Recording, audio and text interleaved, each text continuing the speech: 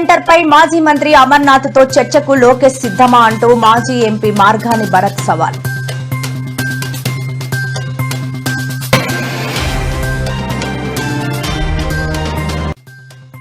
కాంగ్రెస్ సర్కార్ తీరుపై మండిపడ్డ కేటీఆర్, బీసీల విషయంలో కాంగ్రెస్ ది చిత్తశుద్ది లేని శివపూజ అంటూ సెటైర్.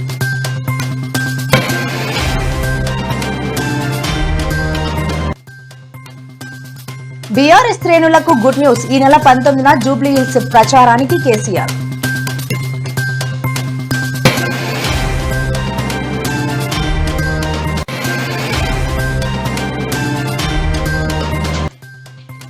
నకిలీ మద్యం కేసు నిందితునితో వాట్సాప్ చాట్ పై స్పందించిన వైసీపీ జోగి రమేష్. లై డిటెక్టివ్ టెస్టుకు తాను సిద్ధంగా ఉన్నానంటూ సవాల్.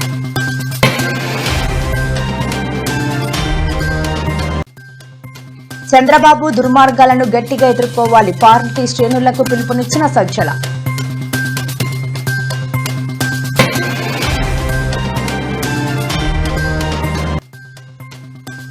త్వరలో విశాఖకు గూగుల్ సంస్థ 1,00,000కు పైగా ఉద్యోగాలు ఇవ్వడమే మా లక్ష్యమన్న నారా లోకేష్. ఈసీ రిజర్వేషన్ల విషయంలో కాంగ్రెస్ పార్టీ చేస్తున్నది చిత్తశుద్ది లేని శివపూజ లాంటిది అని బీఆర్ఎస్ వర్కింగ్ ప్రెసిడెంట్ కేటీఆర్ విమర్శించారు. పార్లమెంటులో చేయాల్సిన పనిని శాసనసభలో చేసి నెపాన్ని ఇతరుల మీద తోసేసే కాంగ్రెస్ ప్రయత్నం మంచిది కాదు అని కేటీఆర్ హితవు పలికారు. బీసీ ఐకాన్ ధర్నాకు బీఆర్ఎస్ నైతిక మద్దతు ఉంటుందని స్పష్టం చేశారు. తెలంగాణ కాంగ్రెస్ పార్టీ చేసేది చిత్తశుద్ది లేని శివపూజ లాంటిది.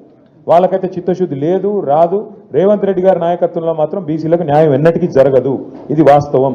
ఎవరు అవునన్నా కాదన్నా మీకు కూడా తెలుసు, మాకు కూడా తెలుసు. సరే, మీరు కెమెరాల ముందు చెప్పలేకపోవచ్చు, మేము చెప్పగలుగుతాం, మేము చెప్తాం. అయితే మీతో ప్రార్థన ఏంటి అంటే, మీ అందరితో కూడా మీరు ఎట్లయితే ఇవాళ మమ్మల్ని వచ్చి కలిసి మా మద్దతు కూడగట్టే ప్రయత్నం చేస్తున్నారో, ముమ్మాటికి శాసనసభలో ఎట్లయితే మద్దతు చెప్పినామో, 10 ఏళ్లు ప్రభుత్వంలో ఉన్నప్పుడు కేసీఆర్ గారి నాయకత్వంలో ఎట్లయితే బలహీన వర్గాల సంక్షేమం కోసం చిత్తశుద్ధితో ప్రయత్నం చేసినామో, కాంగ్రెస్ పార్టీ యొక్క మెడలు వంచేదాకా, బలహీన వర్గాలకు వాళ్ళు ఇచ్చిన ప్రతి మాట నిలబెట్టుకునేదాకా 1,00,000 కోట్లు ఇస్తామని చెప్పినారు. 5 ఏళ్లలో 2 ఏళ్ళు అయిపోయింది, 12,000 కోట్లు దాటలేదు. ఆ 12,000లో కూడా ఖర్చు చూస్తే మీరు లెక్క తీయండి దయచేసి, పెద్దలు ఉన్నారు, నాకు తెలిసి 8,000 కోట్లు కూడా దాటలేదు. 8,000 కోట్లు ఇప్పటికీ కూడా ఫీజు రీయింబర్స్మెంట్ బకాయిలు ఉన్నాయి. బలహీన వర్గాలకే సింహభాగం అందులో వస్తాయి. దాంతోపాటు కాంగ్రెస్ పార్టీ చెప్పింది 42% ఒకటే చెప్పలేదు, వాళ్ళు 1,00,000 కోట్లు ఒకటే చెప్పలేదు బడ్జెట్. వాళ్ళు చెప్పిన మాట సబ్ ప్లాన్ చేస్తామన్నారు. దయచేసి మీరు ఈ మాట నేను అంటుంటే మీరు తప్పు పట్టొద్దు, తప్పు అనుకున్నా దయచేసి నేనైతే చెప్పాల్సి వస్తుంది. ఎందుకంటే ఇప్పుడు 42% రిజర్వేషన్ ఓన్లీ ఇక్కడ వాళ్ళు తెచ్చిన జీవో ఓన్లీ ఎలక్షన్ల కోసం తెచ్చినారు. ఏది? లోకల్ బాడీ ఎలక్షన్స్ కోసం. విద్యలో ఎక్కడ పోయింది మరి? ఉపాధిలో ఎక్కడ పోయింది? 42% కాంట్రాక్టులలో ఇస్తామన్నది ఎక్కడ పోయింది? దాని గురించి ఎందుకు మాట్లాడతలేం మనం? ఇప్పుడు 4 సర్పంచ్లు అయితేనో, 4 ఎంపీటీసీలు అయితేనో, 10 మంది జెడ్పీటీసీలు అయితేనో కాదు కదా. అల్టిమేట్గా 42% వాటా కాంట్రాక్టులలో ఎందుకు రావద్దు మరి? వాళ్ళే చెప్పిండ్రు కదా బీసీ డిక్లరేషన్లో.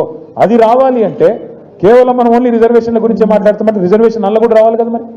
దయచేసి మీతో ప్రార్థన, దీన్ని విస్తరించి డిక్లరేషన్లో చెప్పిన ప్రతి మాట, 1,00,000 కోట్ల బడ్జెట్ అయితేనేమి, సబ్ ప్లాన్ అయితేనేమి, 42% వాటా ఇస్తామన్న మాట అయితేనేమి, వాళ్ళ చేతిలో ఉన్నాయేమో ఇయ్యరట, వాళ్ళ చేతుల్లోనే ఇస్తలేదు. అది మనం అడుగుతలేము. 42% ఇవాళ కాంట్రాక్టులలో వాటా ఇస్తా అంటే ఎవరు ఆపుతున్నారు? ప్రభుత్వం ఒక జీవితం అయిపోదా? దానికైతే ఎక్కువ అడ్డం రాదు కదా, దానికైతే సీలింగ్ లేదు కదా, సుప్రీంకోర్టు లేదు కదా. దాని గురించి ఎందుకు మాట్లాడతలేం మరి? ఇవాళ రేవంత్ రెడ్డి గారి ప్రభుత్వం 2 ఏళ్ళు అయిపోయింది. 42% వాటా కాంట్రాక్టులలో బలహీన వర్గాలకు ఇస్తే ఎంతమంది బాగుపడతారు? 42% వాటా ఉపాధిలో ఇస్తే, విద్యలో ఇస్తే ఎంతమందికి లాభం జరుగుతుంది? కేవలం పొలిటికల్ రిజర్వేషన్ ఒకటే కావాలా? మిగతా వద్దా? పొలిటికల్ రిజర్వేషన్ కూడా కావాలి, మిగతాయి కూడా కావాలి. ఆ మిగతాయి కూడా మాట్లాడాలి. 1,00,000 కోట్ల బడ్జెట్ వచ్చేదాకా కొట్లాడాలి. దానికి బీఆర్ఎస్ పార్టీ మీ బంధుకు సంపూర్ణంగా నైతిక మద్దతుగా మేము నిలబడతాం, మీతో ఉంటాం. ప్రిపేర్ కావాలి. అందులో మీ యొక్క కృషి, మీ యొక్క పాత్ర చాలా ముఖ్యం. తప్పనిసరిగా బలమైన నాయకత్వం ఉంది. మీరందరూ కూడా టీఆర్ఎస్ పార్టీలో మంచి లీడర్షిప్ బిల్డప్ చేశారు. ఒక స్థాయిలో కాదు, అన్ని స్థాయిలలో ఉన్నది. అన్ని సందర్భాల్లో ముఖ్యమంత్రి కేసీఆర్ ఉన్నప్పుడు అడ్వకేట్ జనరల్ ఇచ్చారు. అనేకమైనటువంటి పదవుల్లో స్పీకరు, చైర్మన్ కౌన్సిల్లో, ఇంకా అనేక రంగాల్లో ఇప్పుడు సందర్భం కాకపోయినా అనేక సార్లు బీసీల పక్షాన నిలిచారు.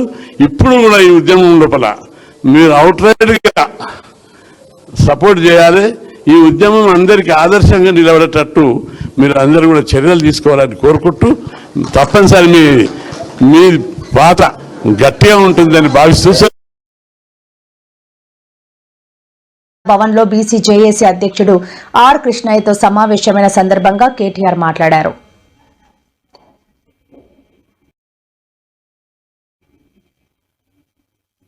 నారా లోకేష్ తీరుపై భారత్ విమర్శలు గుప్పించారు. డేటా సెంటర్ అంటే ఏమిటో లోకేష్ కు తెలుసా అని ప్రశ్నించిన ఆయన ఈ అంశంపై మాజీ ఐటీ మంత్రి గుడివాడ అమర్నాథ్ తో బహిరంగ చర్చకు లోకేష్ సిద్ధమా అని సవాల్ విసిరారు.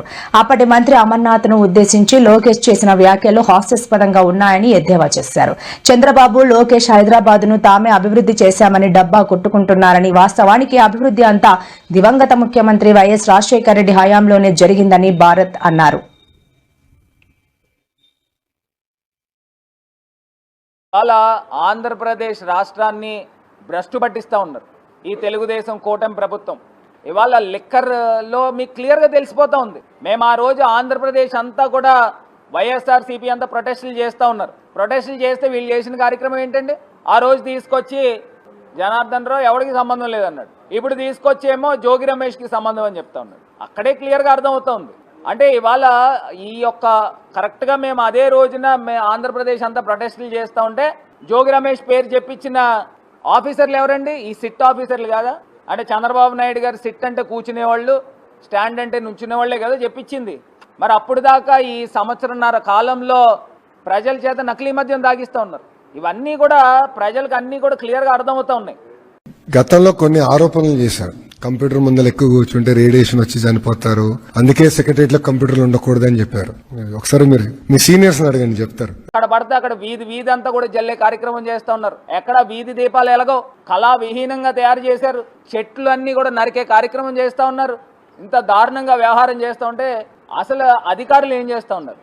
ఈ ఈవీఎం ఎమ్మెల్యేకి ఇతను విజనరీ కాదు ప్రెషనరీ, ఇతను కూడా వెళ్ళొచ్చాడు. ఇవాళ ఇంకొక అంశం ఫైనల్గా చెప్తున్నానండి. ఈ లోకేష్ గారు అనే వ్యక్తి ఒక్కసారి మీరు మాట్లాడే ముందు జగన్మోహన్ రెడ్డి గారి గురించి ప్రస్తావన తీసుకొచ్చే ముందు ఆచితూచి మాట్లాడడం నేర్చుకోండి. ఆ హైటెక్ సిటీ బిల్డింగ్ కట్టి దాని చుట్టూరు ఈయనకి సామాజిక వర్గానికి సంబంధించిన వ్యక్తులందరితోనూ భూములు కొనిపించి వాళ్ళని కోటీశ్వరులను చేశారు. ఈయన బినామీ కంపెనీలతో ఆయన భూములు కొని వాళ్ళు కోటీశ్వరులు అయ్యారు. దీనిపైన కొంతమంది స్టూడెంట్స్ కూడా థీసిస్ కూడా రాశారు, ఫారెన్ స్టూడెంట్స్. అవన్నీ కూడా సోషల్ మీడియా మాధ్యమాల్లో ఉన్నాయి. అసలు చంద్రబాబు నాయుడు గారు విజనరీ ఏంటనేది అక్కడ అర్థమవుతుంది. ఇదే నేను లోకేష్ గారి విజన్, దాన్ని తీసుకుని వచ్చి ఇవాళ మేం చేసాం అని అంటే ప్రజల చెవుల్లో పూలు ఏమైనా పెడతా ఉన్నారని అడుగుతా ఉన్నారు. ఎవరు కూడా ప్రజలు నమ్మరండి.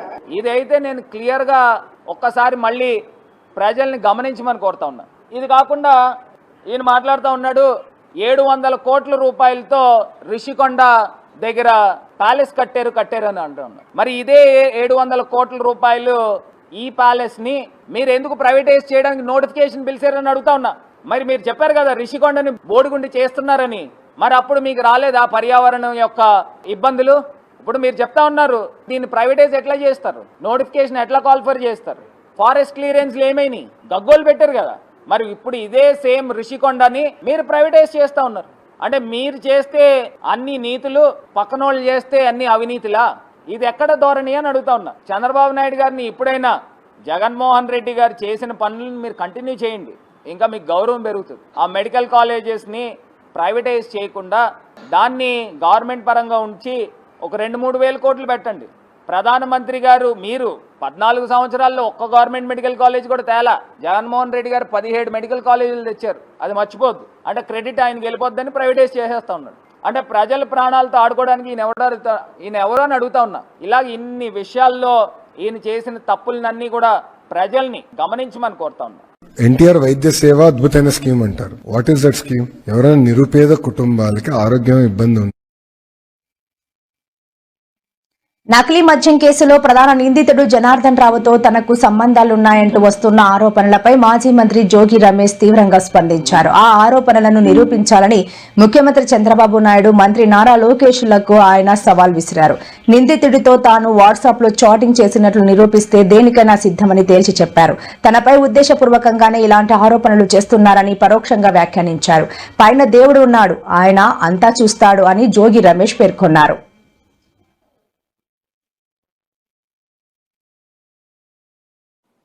నారావారి సారాన్ని ఏరులై పారిస్తున్న చంద్రబాబు నాయుడు నా మీద కక్ష,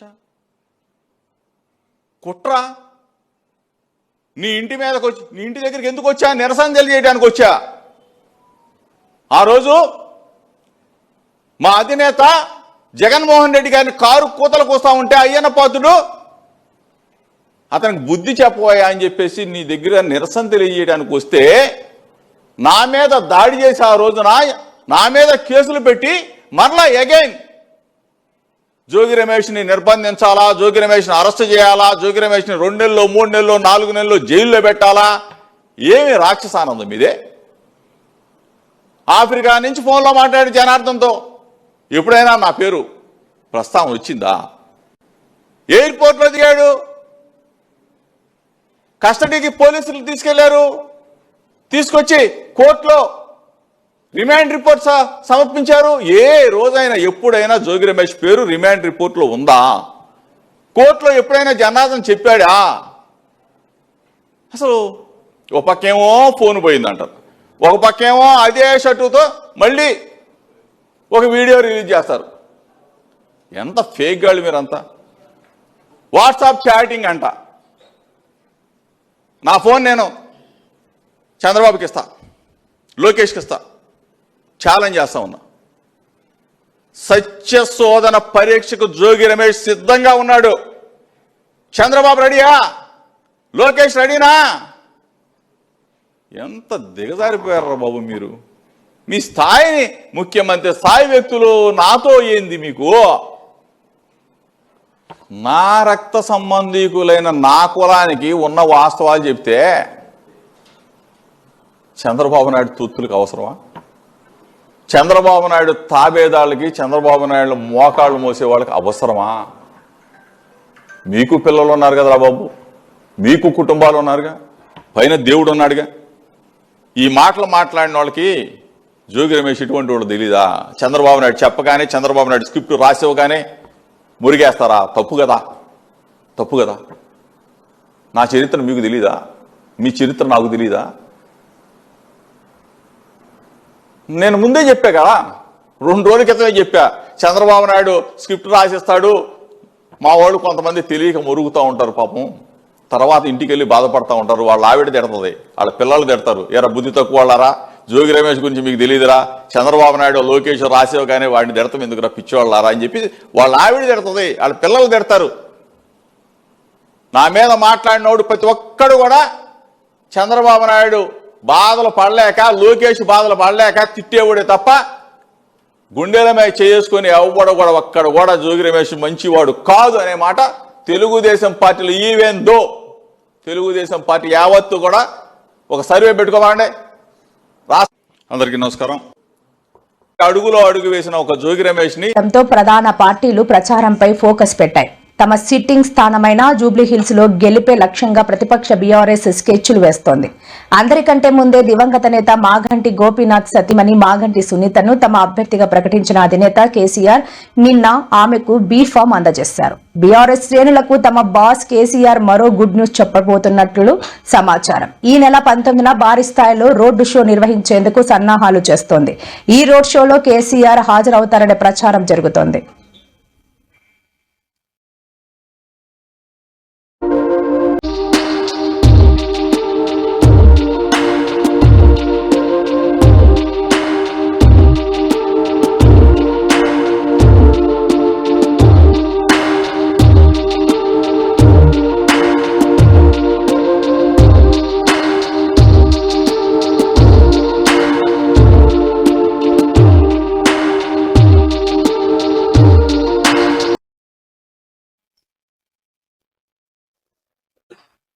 వైఎస్ఆర్సీపీకి 18 నుంచి 20 లక్షల మంది క్షేత్రస్థాయి క్రియాశీల నాయకత్వం ఉంది.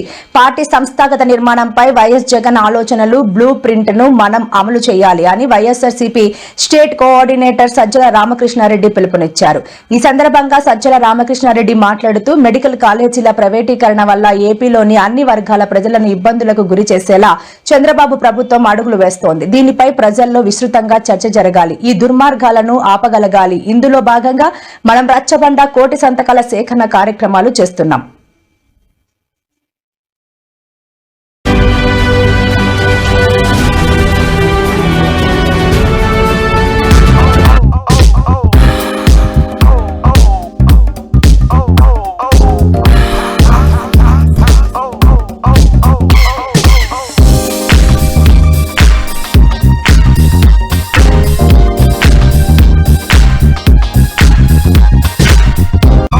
తేదీ నుంచి ఫిబ్రవరి 13, 2026 వరకు జాగృతి జనం బాట పేరుతో జిల్లాలో పర్యటించబోతున్నామని తెలంగాణ జాగృతి అధ్యక్షురాలు కవిత తెలిపారు. జూబ్లీహిల్స్ లోని జాగృతి కార్యాలయంలో జాగృతి జనం బాట పోస్టర్ ను ఆవిష్కరించారు. ఈ సందర్భంగా మీడియాతో మాట్లాడిన కవిత ప్రతి జిల్లాలో 2 రోజుల పాటు ఈ యాత్ర కొనసాగుతుందని, అక్కడి ప్రజలతో మమేకమై వారి సమస్యలు వింటామన్నారు. భౌగోళిక తెలంగాణ సాధించుకున్న మనం సామాజిక తెలంగాణ ఇంకా సాధించుకోలేదని మాట్లాడితే తనను బీఆర్ఎస్ నుంచి కుట్రపూరితంగా వెళ్లగొట్టారని ఆరోపించారు. ఇవాళ వారు ఒక పార్టీకి అధ్యక్షులుగా ఉన్నారు. ఆ పార్టీ నుండి నన్ను సస్పెండ్ చేయడం జరిగింది. ఆ పార్టీలో నేను ఇవాళ ప్రాథమిక సభ్యురాలుగా కూడా లేను. నేను తెలంగాణ ప్రజల దగ్గరికి పోయి మళ్ళీ వాళ్ళ సమస్యలు ఏంటి తెలుసుకొని తెలంగాణ జాగృతి అనే సంస్థను పటిష్టం చేసేటటువంటి ఈ ప్రయత్నంలో కేసీఆర్ గారి ఫోటో పెట్టుకోవడం అంటే నైతికంగా నాకు కరెక్ట్ కాదు. చెట్టు పేరు చెప్పుకొని పండ్లు అమ్ముకోవాలనే ఆలోచన నాకు లేదు. ఆ చెట్టు నీడన ఉన్నన్ని రోజులు ఆ చెట్టును సంరక్షించాలని, ఆ చెట్టును దుర్మార్గుల బారి నుంచి కాపాడాలని నేను చెయ్యని ప్రయత్నం లేదు. ఇవాళ ఆ చెట్టు నీడ నాది కాదు అని చెప్పినప్పుడు ఇంకా ఆ చెట్టు పేరే చెప్పుకొని బతకాలనే ఉద్దేశం నాకు లేదు. నేను నా తువ్వ వెతుక్కుంటున్నా. తెలంగాణ బిడ్డల కోసం, తెలంగాణ ప్రజలతో, తెలంగాణ మేధావులతో సమాలోచన చేయడానికి, వారితో మమేకం అవ్వడానికి నేను ఒక తువ్వను ఎత్తుకుంటున్నా. వారి ఫోటో పెట్టుకొని పోతే నైతికంగా నా విలువ ఉండదు. నైతికంగా అది నాకు కరెక్ట్ కాదు. నైతికంగా కరెక్ట్ కాని పని నేను చేయను.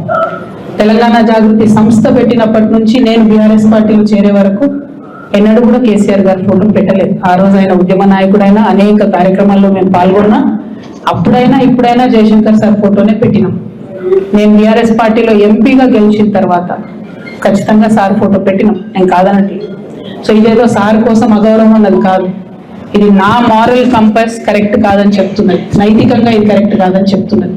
కాబట్టి దీన్ని తప్పులు రాయకుండా నేను నా తరఫునే క్లారిటీ ఇస్తూ, మీడియా మిత్రులు నిన్నటి నుంచి అత్యుత్సాహంతో చెప్తున్నారు కాబట్టి నా తరఫున నేను ఇచ్చేటటువంటి క్లారిటీ. వారు నా తండ్రి గారు. వారి కడుపున పుట్టడం అనేది జన్మజన్మాలకు నేను చేసుకున్నటువంటి అదృష్టం. కానీ దారులు వేరైతున్నప్పుడు ఇంకా కూడా నేను వారి పేరు చెప్పుకొని ఉండడం అన్నది నైతికంగా కరెక్ట్ కాదు. అందుకోసమే వారి ఫోటో లేకుండా ముందుకెళ్తున్నామనే విషయాన్ని ఈ సందర్భంగా తెలియజేస్తా ఉన్నాను.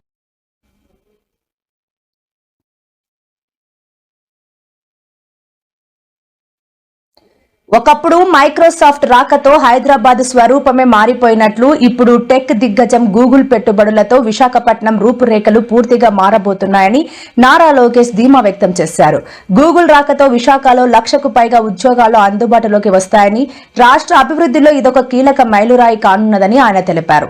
అమరావతిలో వివరించారు. తాము ఇచ్చిన మాట ప్రకారం రాష్ట్రంలో 20 లక్షల ఉద్యోగాలు సృష్టిస్తామని, ఒక్క ఐటీ రంగంలోనే 5 లక్షల ఉద్యోగాలు తీసుకురావడాన్ని ఒక ఛాలెంజ్ గా స్వీకరించామని లోకేష్ అన్నారు. Andhra Pradesh over other states in India, and we are of course to compete. We love competition. We love to compete with other states. I believe that competitive federalism is very, very important for our nation. It makes us stronger. It makes us a lot more alert, and this is an exciting time. So I invite all of you to come visit us, be part of our partnership summit, 14th, 15th of November in Visakhapatnam. If I would sum up Visakhapatnam, it's like if Bangalore were to marry Goa and have a child, it's Visakhapatnam. It has best of both worlds. It's one of the most beautiful city, very hospitable people. There's great Araku Valley. I'm sure all of you must be following. Araku coffee has become very popular. So that's been a huge project again from the state. So it's next door. It's one of the strategically important city for India. It's going to be $1 trillion economic corridor that we're building it out to be. Amravati, a greenfield capital city, is again. Mr. Naidu has done Cyberabad, is doing it all over again with Amravati, and India's first 158 qubit quantum computer. Not India, South Asia's first. I'm sorry, I stand corrected.